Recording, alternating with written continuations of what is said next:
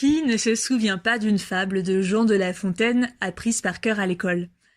350 ans pile après la parution du premier recueil, les fables de La Fontaine n'ont pas pris une ride. Et pourtant, ce n'était pas gagné d'avance.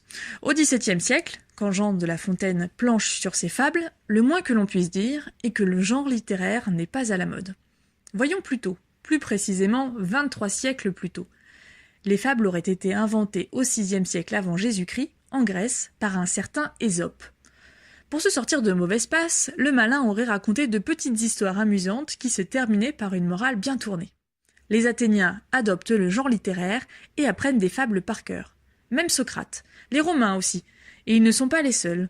À l'autre bout du monde, en Inde, les princes aiment ce type d'histoire, comme celle de deux chacals dont les aventures sont censées leur apporter la sagesse. L'histoire continue de s'écrire en persan, puis en arabe. L'engouement se poursuit en Europe, enfin au Moyen-Âge, c'est le grand retour des fables en Occident. Elles inspirent le fameux roman de renard au XIIe siècle, avant de tomber en désuétude. Pour les sortir de ce désamour, plusieurs siècles plus tard, il ne fallait rien de moins que l'audacieux et talentueux La Fontaine. L'auteur se souvient des fables gréco-romaines de son enfance, lui qui, dit-on, était mauvais élève. Il les traduit et grâce à sa plume, les vieilles histoires reprennent vie. Avec un langage simple, il donne à ses personnages un caractère bien défini.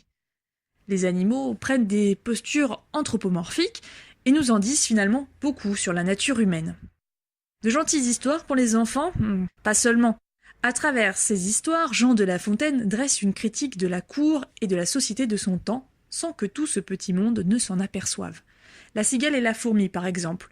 Fouquet, le surintendant des finances, devient la cigale insouciante. Et son rival, Colbert, le rigoureux contrôleur général des finances, la fourmi économe. Le roi lui-même est présent dans une trentaine d'histoires. C'est peut-être aussi cette malice qui fait la jeunesse des fables de La Fontaine.